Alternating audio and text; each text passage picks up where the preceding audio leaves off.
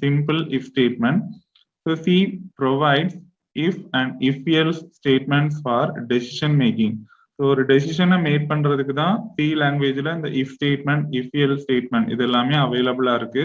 So this if statement is responsible for modifying the flow of execution of a program.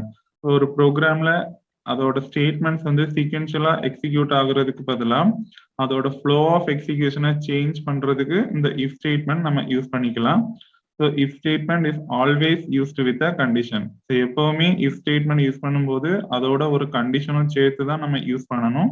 So this condition is evaluated first before executing any statement inside the body of if. அந்த if ஸ்டேட்மெண்ட்க்கு கீழே some black of statements இருக்கும். அது execute பண்றதுக்கு முன்னாடியே if statement பக்கத்திலேயே ஒரு condition இருக்கும். அந்த கண்டிஷனை ஃபர்ஸ்ட் இவாலுவேட் பண்ணிக்கணும்.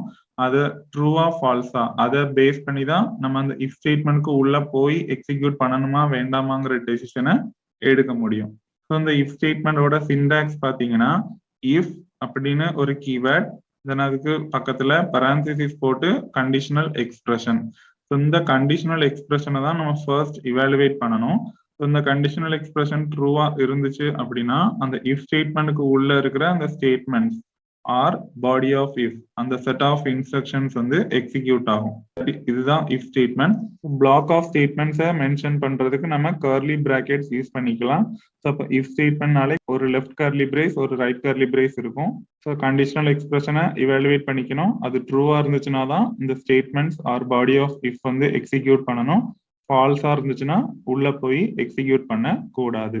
அப்போ ஒரு கண்டிஷனை பேஸ் பண்ணி நம்ம ஒரு டெசிஷன் மேக் பண்றோம்.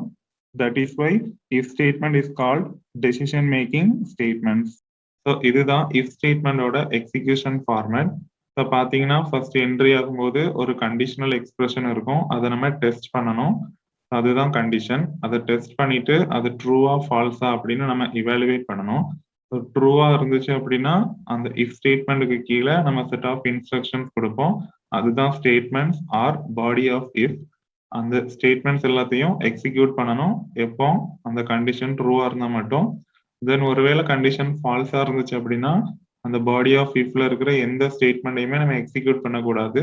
அது எல்லாத்தையுமே ஸ்கிப் பண்ணிட்டு அந்த இஃப் ஸ்டேட்மெண்ட்டை விட்டு வெளியே வந்துடணும். அதுக்கப்புறமா நெக்ஸ்ட் இன்ஸ்ட்ரக்ஷன் என்ன இருக்கோ அதை போய் எக்ஸிக்யூட் பண்ணணும். ஸோ இதுதான் இஃப் ஸ்டேட்மெண்டோட ஃப்ளோ ஆஃப் எக்ஸிக்யூஷன்.